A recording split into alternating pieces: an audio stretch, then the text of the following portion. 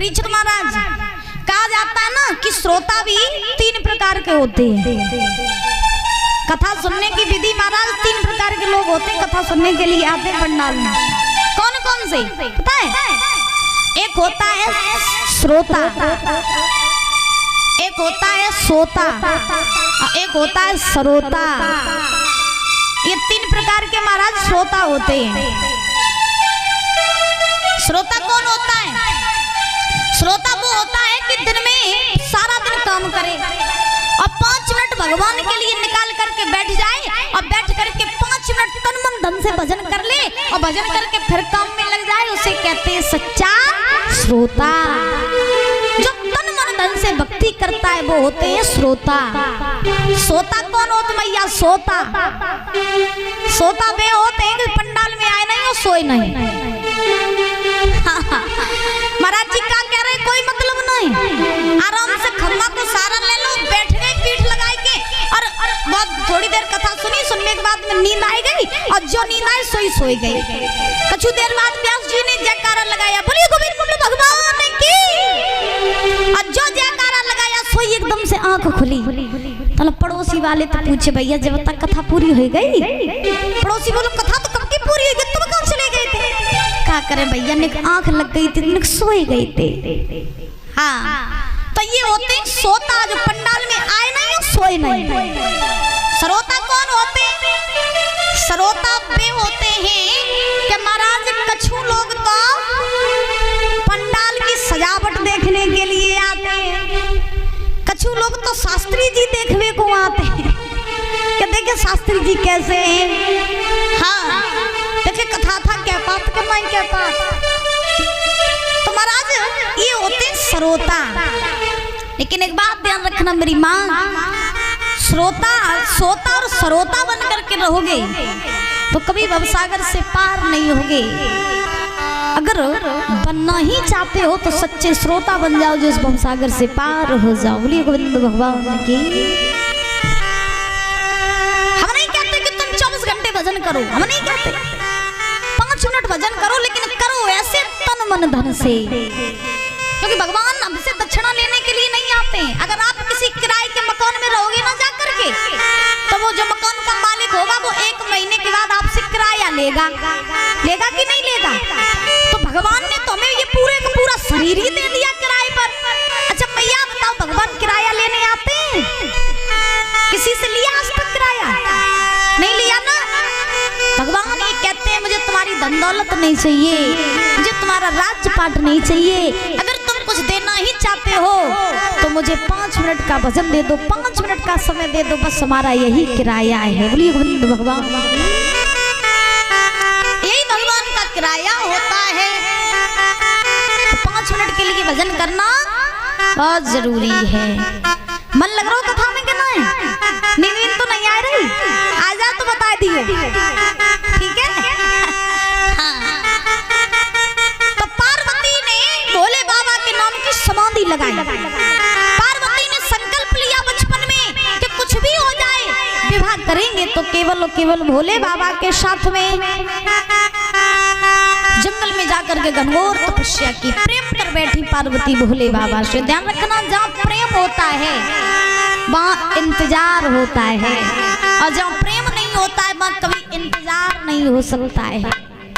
जहाँ प्रेम होता है वहाँ धैर्य होता है, और जहाँ प्रेम नहीं होता वहाँ कभी धैर्य नहीं हो सकता है। अगर प्रेम करना सीखो, प्रेम करो, तो पार्वती जैसा करो जो पार्वती ने भोले बाबा को पाने के लिए बहुत कठोर तपस्या की थी, बहुत घनघोर तपस्या। प्रेम करो तो राधा जैसा करो कि जब कृष्ण छोड़ के भी चले गए फिर भी राधा जी का कभी प्रेम कम नहीं हुआ। प्रेम किसे कहते हैं? प्रेम उसे कहते हैं कि जिससे आप प्रेम करो उससे कुछ चाहने की चाह ना हो, उसे कहते हैं सच्चा प्रेम। लेकिन आज की दुनिया में अगर सही बताए ना तो आज की जनरेशन में प्रेम कोई नहीं करता। आज की दुनिया में सब प्यार करते हैं। हाँ, प्रेम कोई नहीं करता, प्यार करते हैं। कभी सोचा भी है कि प्रेम में प्यार में कितना फर्क तक होता है। कभी सोचा है? नहीं सोचा होगा। प्यार लोग तब तक करेंगे, कब तक? जब तक तुम्हारी शकल सुंदर, जब तक तुम्हारी जेब में पैसा, तब तक लोग तुमसे प्यार करेंगे। और तुम्हारी शकल पर अगर एक भी दाग लग जाए ना, लोग तुम्हें धक्के मार के निकाल देंगे, कोई प्यार तुमसे नहीं करेगा। प्रेम कब होता है? प्रेम में आत्मा एक हो जाए, शरीर दो हो जाए, उसे कहते हैं सच्चा प्रेम। आत्मा का मिल जाना उसे ही कहते हैं प्रेम। लेकिन आज की दुनिया में आत्मा से कोई प्रेम नहीं करता। आज की दुनिया में तो महाराज सब शरीर से प्रेम करते हैं। है मैया? सही बात है। आज चश्मा वाली मैया दोनों खट्टी खट्टी बैठी। क्या बात है?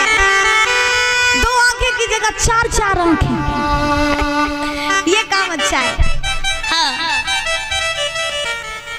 तो करना हो तो सच्चा प्रेम करो। प्यार में कुछ नहीं रखा है। और जो प्यार करते हैं ना महाराज, उन्हें बड़ा कष्ट होता है। क्यों? क्योंकि प्यार लोग आज तुमसे करेंगे और तुमसे इच्छा भर गई तो कल दूसरा मिल जाएगा, उससे करने लगेंगे। दूसरे के बाद में तीसरा मिल जाएगा, उससे करने लगेंगे। तो प्यार ये व्यापार होता है और प्रेम आत्मा से किया जाता है। बोलिए गोविंद भगवान की। दुनिया में केवल प्यार करोगे तो धोखा मिलेगा। अगर हमारे ठाकुर से प्रेम करोगे तो ये कभी धोखा देने वाला नहीं है, ये परमानेंट साथ रहने वाला है। हमारा ठाकुर दुख में भी साथ रहता है और सुख में भी साथ रहता है। लेकिन फर्क केवल इतना है कि लोग आज की दुनिया में भगवान से ज्यादा दुनिया वालों से ज्यादा प्रेम करते हैं। हाँ, भगवान को तो भूल के बैठे हैं, दुनिया वालों को ज्यादा प्रेम प्यार करते हैं। और दुनिया वालों को प्यार करते हैं तभी महाराज धोखा भी मिलता है ना? हाँ। तो पार्वती ने तपस्या की, बहुत इंतजार किया भोले बाबा का। विचार किया कुछ भी हो जाए, विवाह करेंगे तो केवल भोले बाबा के साथ। अब भोले बाबा ने देखा कि पार्वती जो है वो मेरे नाम का भजन कर रही है और इतनी घनघोर तपस्या कर रही। तो भोले बाबा ने सप्तऋषियों को बुलाया। सप्तऋषियों को बुला करके आदेश दिया, सप्तऋषियों चले जाओ और जाकर के पार्वती की परीक्षा ले आओ, क्योंकि हम जानना चाहते हैं कि देखिए पार्वती मुझसे कितना प्रेम करती है, मेरे लिए कितना इंतजार कर सकती है। तो सप्तऋषि चल करके महाराज पार्वती के पास में पहुंचे। तो पार्वती तो तपस्या में लीन सो पहुंचे। सो सप्तऋषियों ने आवाज लगाई, बेटी कौन हो तुम? पार्वती ने आंखें खोली, बोले महाराज जी मेरा नाम पार्वती है। कहां से आई? बोली मैं हिमाचल नगरी से आई हूँ, मैं राजा हिमाचल की बेटी हूँ। सप्तऋषि बोले यहाँ क्या कर रही हो? पार्वती बोली महाराज जी मैं यहाँ भजन कर रही हूँ, मैं तपस्या कर रही हूँ। सप्तऋषि बोले किसके नाम का? बोले भोले बाबा के नाम का।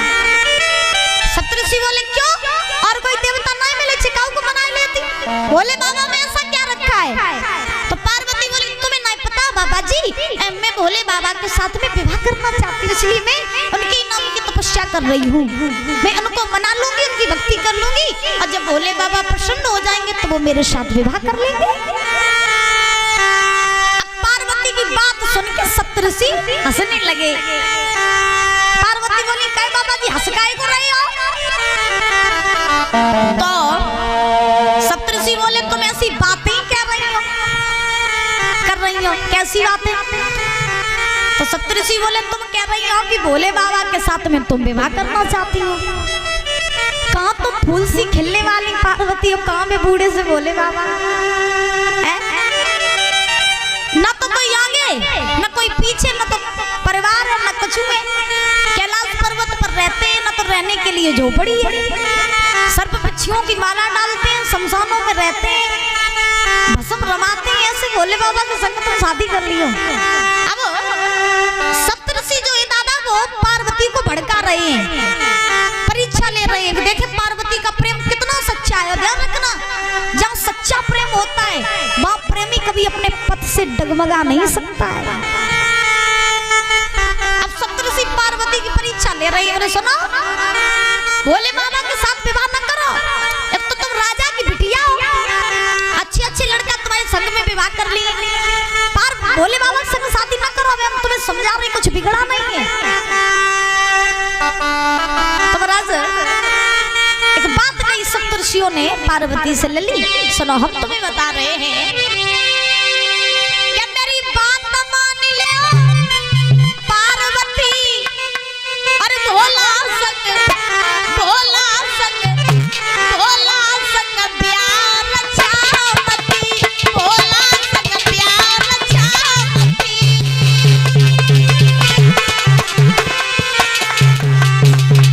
महाराज सप्तऋषियों ने पार्वती से कहा, बेटी अभी कुछ नहीं बिगड़ा, शमशानों में रहते हैं, न तो कोई आगे न कोई पीछे, रहने को मड़ैया नहीं, सर्पपक्षियों की माला डालते, भूत प्रेतों की सेना है, नंदी की सवारी करते। ऐसे बोला भोले बाबा के संग तुम शादी करोगी? सुनो, मेरी बात मान ले पार्वती, भोला संग प्यार चाहती, भोला संग प्यार चाहती।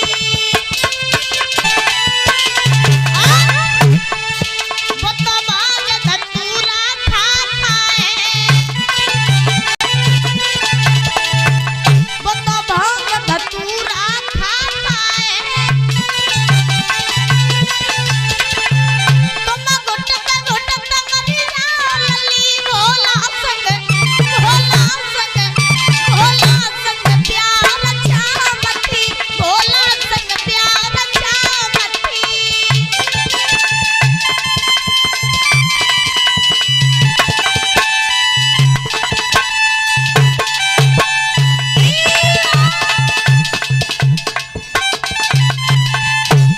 महाराज सप्तऋषियों ने कहा, सुनो, वो तो भोले बाबा भांग खाते हैं, और जब तुम जाओगी तो तुम भांगी घोंटत घोंटत मर जाओगी, इसलिए अभी भी कुछ नहीं बिगड़ा है। भोले बाबा के साथ में विवाह मत करो। अब महाराज सप्तऋषि परीक्षा ले रही पार्वती की, लेकिन पार्वती तो भोले बाबा से सच्चा प्रेम करती थी ना। तो पार्वती ने सप्तऋषियों से कहा, अच्छा बाबा जी, इसका मतलब ये है कि तुम हमें ज्ञान बताने के लिए आए हो? तो सप्तऋषियों ने जवाब दिया, नहीं नहीं, मैं ज्ञान थोड़ी ना बता रहा हूँ, मैं तो केवल तुम्हें समझा रहा हूँ कि भोले बाबा के साथ में शादी करोगी, विवाह करोगी, तो तुम खुश नहीं रहोगी, मत करो उनके साथ विवाह। भूत प्रेतों की सेना है उनकी, भूतों से तुम्हें डर नहीं लगता है? पार्वती बोली, ना डर नहीं लगता है। और सुनो, तुम हमें ज्ञान मत दो, जिस रास्ते से आई उसी रास्ते से वापस चली जाओ, क्योंकि मैं विवाह करूंगी तो केवल भोले बाबा के ही साथ में। सप्तऋषि ने बहुत समझाया, सप्तऋषियों ने बहुत समझाया, लेकिन पार्वती ने एक बात नहीं मानी। सप्तऋषि समझ गए कि अभी ये पार्वती किसी की बात मानने वाली नहीं है। उसी के बाद महाराज आज सप्तऋषि चले और चल करके भोले बाबा के पास में पहुंचे। बोले, हे नाथ, पार्वती बड़ी घनघोर तपस्या कर रही है और मैंने उनकी बहुत परीक्षा लेनी चाहिए, लेकिन मैं फेल हो गया, वो पास हो गई।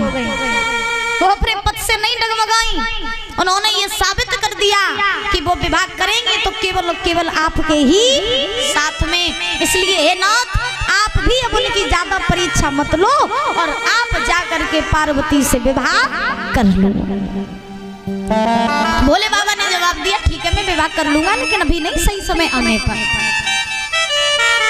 एक बात बताएं दादा कि बहुत से लोगों के मन में एक शंका रहती है। आज के जमाने के लोग ऐसे हैं कि अपनी तुलना भगवान से करने लगे हैं। पता है आपको भैया, आजकल के लोग अपनी तुलना भगवान से करने लगे। अगर कोई भैया धूम्रपान करते हो, धूम्रपान, तो अगर किसी से ये बोलो कि भैया जी बताओ तुम ये नशा क्यों करते हो, सच्ची घटना बता रहे, बिल्कुल सत्य घटना। लोगों से पूछो कि भैया ये तुम नशा क्यों करते हो, तो आजकल के लोग कहते हैं सो क्या हुआ, हम नशा करते हैं तो इसमें कौन सी बड़ी बात है, नशा तो भोले बाबा भी करते थे। वो भी भांग खाते थे, तो हम नशा करते, ये कौन सी बड़ी बात है। अगर पूछा जाए उनसे, ये कहा जाए कि भोले बाबा तो भांग खाते थे, लेकिन भोले बाबा ने तो विष भी पी लिया था। अगर तुम्हारी हिम्मत हो तो विष को नेक चखे ही दिखाई दे, न मर जाओ तो हमसे कहियो। अगर भगवान से ही अपनी तुलना कर रहे हो तो भोले बाबा ने तो विष भी पी लिया था। अगर तुम्हारी हिम्मत है तो तुम पी के दिखा दो, मान जाएंगे तुमको। पी लोगे? नहीं पी पाओगे ना। हाँ, बहुत से लोग ये कहते हैं कि कन्हैया ने घर घर में जाकर के माखन चुराया, तो हम चोरी करते हैं तो कौन सी बड़ी बात है। भगवान कन्हैया ने तो पूतना राक्षसी को भी मारा था जब भगवान 6 दिन के थे।